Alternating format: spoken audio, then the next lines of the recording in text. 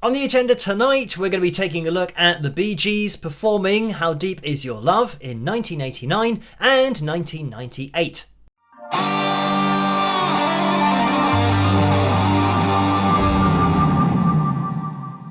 Hello, Phil here from Wings of Pegasus, and welcome to another analysis video. If you enjoy this video, please give it a thumbs up and subscribe.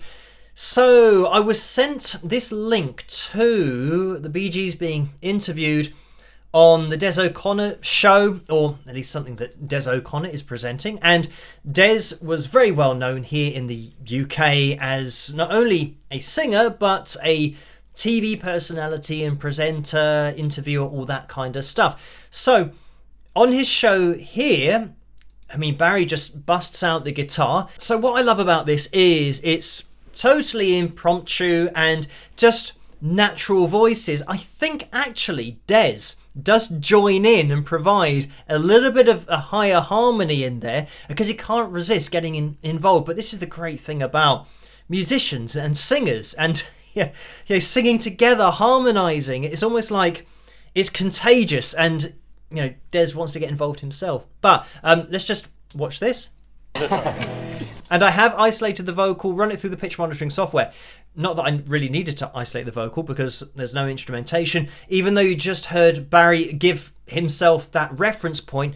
But we're going to need this a little bit later on in tonight's video so you can see where his voice falls on the pitch monitoring software. But let's have a listen. I know your eyes in the morning sun. I feel you touch me in the pouring rain. And I'm just going to jump in here and maybe make this a little bit darker so that you can see the lines a bit more clearly. But you can see how Barry, even just, you know, playing the guitar, getting his reference pitch, it sounds great, but we're between lines actually a few times already. But this is what a natural voice is. You know, it's never stuck to these lines, as I always say. And the moment that you wander far from me, I want to feel you in my arms again. And this is the kind of thing that will happen every now and again with great singers. They sometimes are on this line, but never 2, 3, 4, 5 times in a row, or just, you know, consistently throughout a 3 or 4 minute performance. It's just every now and again. And, you know, more often than not, it's going to be slightly flat, slightly sharp, because it's a natural voice. That's how vocal cords work. They're vibrating. And you come to me on a summer breeze, keep me warm in your love, then you softly leave. And it's me you need to show. How deep is your love? How deep is your love? How deep is... And just listening to that, actually... how sharp they were coming in. Again, sharp of the C3 with the lower harmony lines for the chorus. Your love, I really mean to learn, 'cause we're living in a world of fools. So it's that little living in a world of fools. I think that might be Des that came in with that. Breaking us down when they all should let us be. We belong to you and me. Yeah. I just love that song.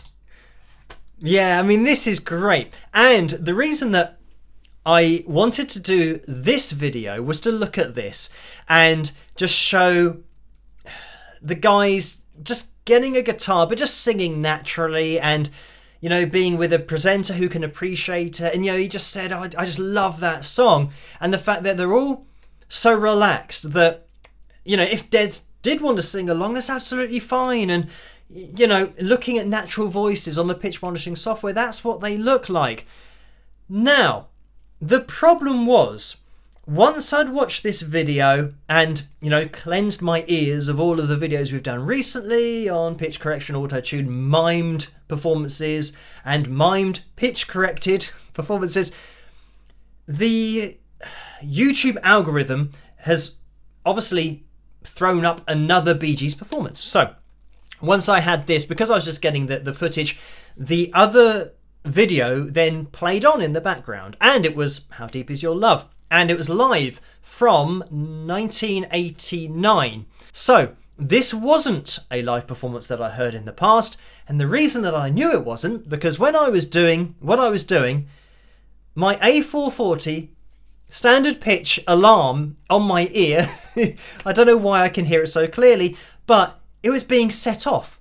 And I thought, who has pitch corrected the Bee Gees? So I went back to stop the video and see what it was. It's on the official Bee Gees channel on YouTube, and it was their performance from 1989.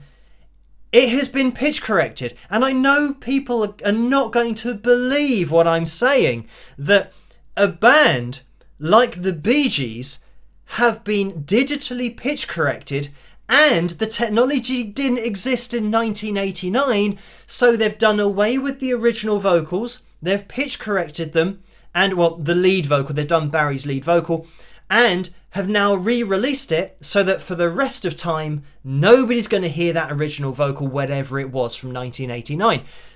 So this is what's happening. This, and I pointed it out on the official Queen channel, where they've pitch corrected Freddie Mercury's voice, got rid of the old audio, and now the only audio you can hear is a pitch corrected Freddie Mercury on the official channel. So now they've done it to the Bee Gees. The worst thing about it is that the younger generation, you could say, oh, you've got to hear, if you want to hear great harmonies, you've got to listen to the Bee Gees.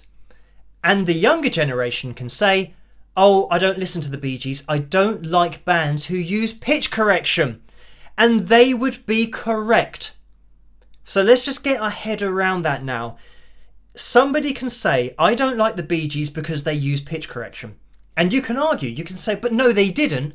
Even though what you hear now is, they didn't used to, it's now been applied. And the person can say, oh, well, all I heard was pitch correction, so I'd rather go to artists who can actually harmonise with each other accurately.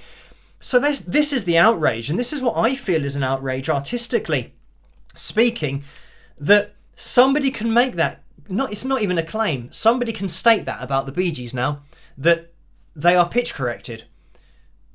Whereas they are the last band that ever needed pitch correcting, but because they were so accurate, that was part of their show, and part of their talent, part of their, the combination, but their personalities and just their family, being able to just lock in to melodies, how they did together. So yeah, to now say that, talk about, like, I was going to say a dagger in the heart, but more like a knife in the back. That you can say that, sadly, about the Bee Gees now, that performances have been pitch corrected. Now, you might not even want to watch this, but I'm going to bring it up. The good thing is that they've only done the lead vocal, and the reason that we know that is because when the backing vocals come in, those are a little bit sharp, a little bit flat, and were just as they were, but they've just done it on Barry's lead vocal, unfortunately. But let's just have a listen to it, and what I will do is just play the vocals, because at least with the backing vocals, you can get a sense of how great they were. In the morning sun, I feel you touch me in the pouring rain. Ooh. I mean, that already sounded a little bit like something was coming in. I feel you touch me in the pouring rain. It might just about be okay. And the moment that you wander far from me, I wanna feel you in my arms again. Okay, here's another offender, the A3. Again, I mean, we've already just seen Barry singing it, a cappella. It hasn't been heavily pitch corrected, but it has been pitch corrected, unfortunately, and certainly on this kind of thing you can start to hear that processing because the note wasn't there. It was somewhere other than the A3. And again, great singers don't sing on this line, and Barry wouldn't have been singing on these lines. He's singing the best frequency for what's going on with the instrumentation at the time. So it's kind of taking his voice out of context. And you come to me on a summer breeze, keep me warm in your love, then you softly leave. But hopefully you can start to see how accurate we've now suddenly become when we compare it to that first vocal. And for reference, that first vocal that we heard, when you're singing like that, just by yourself, you can hear your voice perfectly.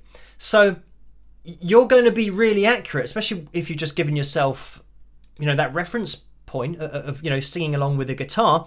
So when you're now performing live, you're he's not even relying on in-ear monitors here because it's 1989. So he'll be relying on the speakers at the front of the stage, the monitor speakers, to then hear his voice. So it wouldn't have just singing naturally wouldn't have this accuracy, let alone singing it without in-ear monitors and relying on foldback, monitor speakers at the front of the stage. But you can start to hopefully see how consistently we're now over these lines because somebody is grabbing this and putting it there. So, yeah, it's a real shame. Softly leave, and it's me you need to show. Again here, and as I've already said, look out for how regularly we're on these lines. How deep is your love? How deep is your love? How deep is your love? And compare this now. This is unpitch corrected, so they haven't. What's happened is they had the individual feed for Barry's mic, and they've pitch corrected that. But they had all of the backing vocals as probably maybe one channel or maybe a couple of channels, because I think we've got some female backing vocalists in there as well. But it means that they've got, Morris and Robin, their backing vocals might have been a collection and they couldn't separate them up. So therefore, not being able to separate them means they can't pitch correct them individually. And yeah, you can't pitch correct two voices or just one audio file with two voices in and separate them. You have to pitch correct one or the other with single feeds. So once they're together, you can't do anything about it, which meant that we're hearing this going down and not being on a line, not being on a line, not being on a line. And here we go up. It's a shame it's not joined, but I think we'd probably descend through that line. You know the door to my very soul. Again, anytime he's holding a note, perfectly over. You're the light in my deepest, darkest. And again, a little bit here. And by the way, I know people will say, oh, and this is what I get all the time. Oh, but maybe he's just that good that he sings on the line. Not only have we proven at the beginning of the video, naturally, that his voice doesn't fall on those lines, regardless of the situation that he's singing in.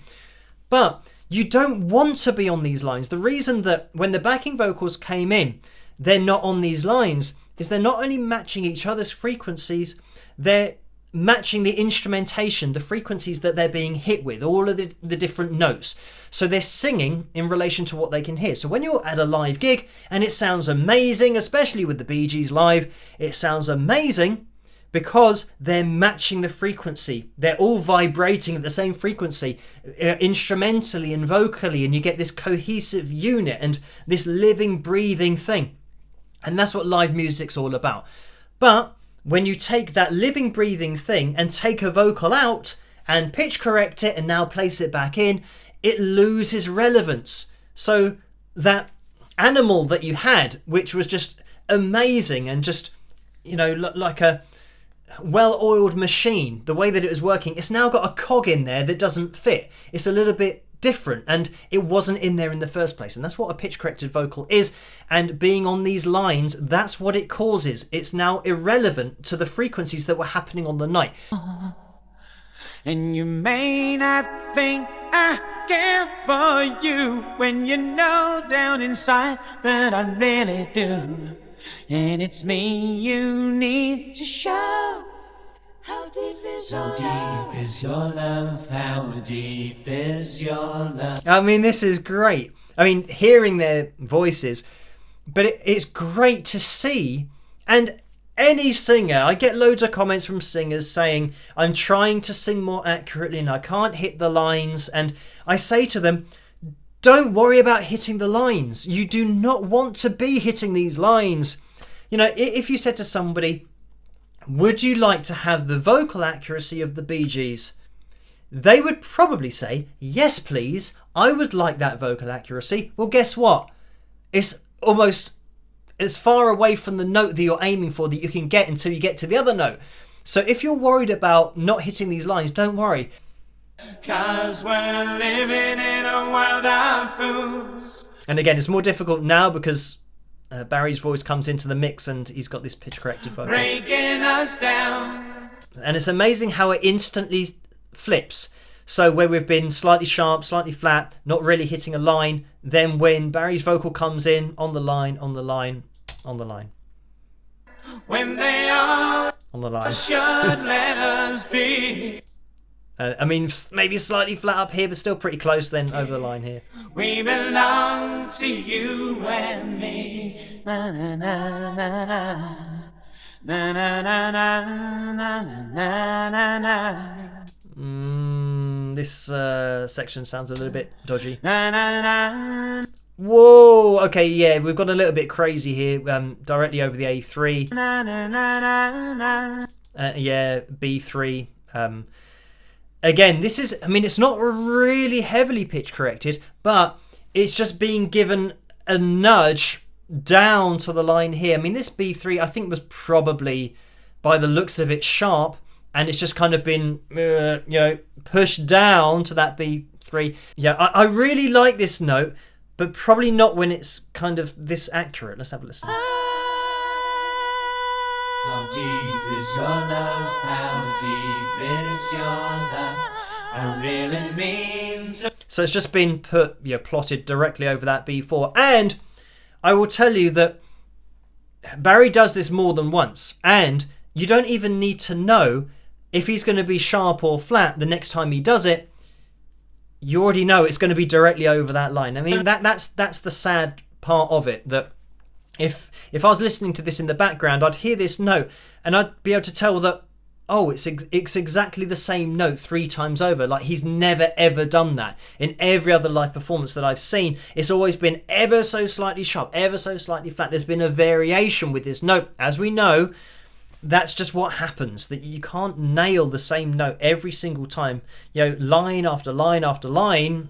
'Cause we're living in a world of fools. I mean, it is amazing that when Barry's voice is in the mix, we're just right over that line. Breaking us down when they all should let us be. We belong to you and me. But the other thing is, when you're thinking about the backing vocals haven't been pitch corrected, how great they sound, you think, well, why would you pitch correct something that sounded like that in the first place? Because there's no way that Barry's vocal sounded nothing like, or you know, maybe 25% the pitch accuracy of the backing vocals, and you know, his brother's vocals, they would have all been in a similar place. So the backing vocals sound great. So why would you mess with the lead vocal?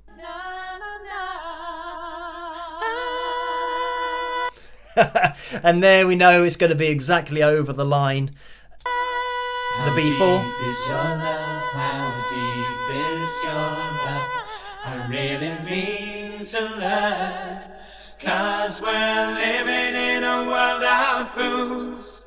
And what a song, by the way. I mean, when we kind of get to all the other voices, you know, coming in, you start to kind of get back into the sound, because obviously we've got Barry's voice in there, but because it's almost within the sound of the Bee Gees that aren't pitch corrected as a whole, it's only one voice, you start to then appreciate the sound. Breaking us down when they all should let us be. We belong to you and me. And the great thing about the Bee Gees, I know I've done analysis videos on them before, and every single member that I've looked at individually, but there's something about their tone, their sound, and you can hear their voices, even though they're all singing at the same time. Like, you can hear Robin's voice because it's ever so slightly tonally different. So it's such a great blend.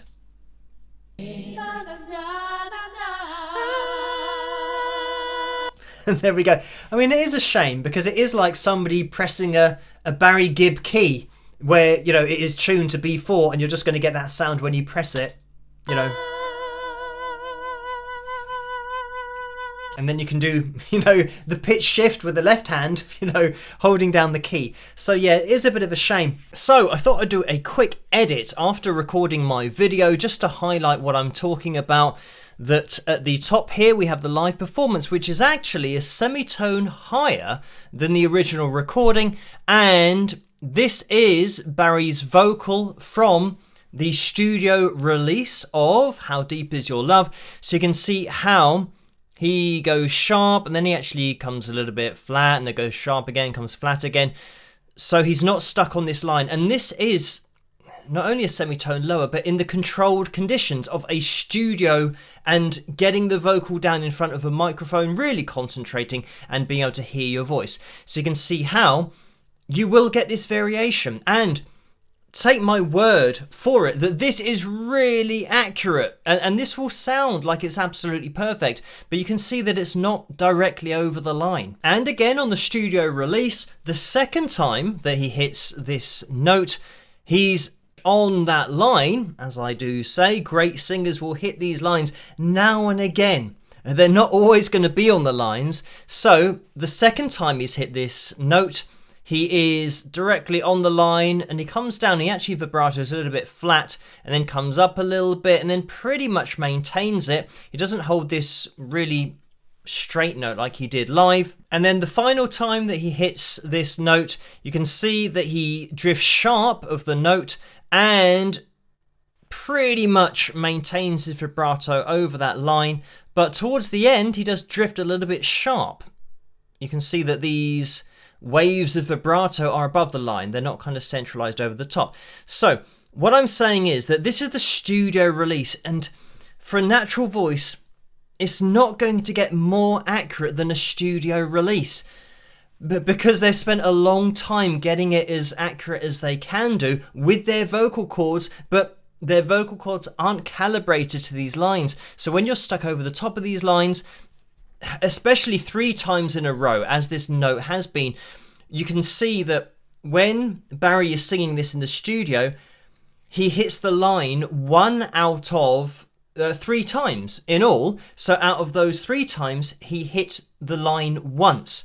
So more often than not, statistically, he's not going to hit this line. So hitting it 3 times perfectly in a row in a live performance, hopefully it's now showing you guys that hitting this note all the time is a calibration. It's not something that he does naturally. What's outrageous is that, first of all, it's now in an official capacity that this has happened. It's officially on the Bee Gees channel. So a producer has listened to Barry Gibb's vocal and thought, okay, Barry, I see what you're trying to do, but I'm going to make your vocal sound how I think it should, and I'm going to make your voice better. I think it wasn't quite good enough, so now I'm going to move the vocal to where I think it should be. So now the artistic choice that Barry made to hit a particular note is now not his choice anymore. It's the producer's choice, moving it to where he wants it to be on this graph. So, I mean, we're now bringing into the question artistic license. What if Barry wanted to hit the note slightly sharp, slightly flat, depending on where his brothers were singing at the time? Maybe they were slightly sharp, slightly flat, so he matched them. Why is he now being taken out and not allowed to be heard to sing where he did on the night?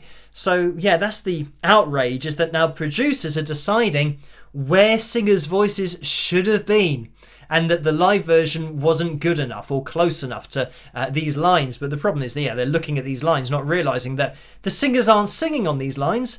When Barry's performing live, he wasn't looking at a chart and going, how deep is your, how deep is your, I really need to. He's not looking at that, trying to match his voice to the lines. He's just singing and matching what he's hearing. So, yeah. It's all a bit depressing, really, but there you go. This is the next, or at least the latest band or set of singers who have been thrown on the pitch correction bandwagon. Anyway, thank you guys. I will catch you at the next video. Keep those suggestions and requests for future videos coming in the comment section below. As always, let me know what you guys think. And if you did enjoy this video, please give it a thumbs up and subscribe, and I'll catch you guys at the next one. Rock!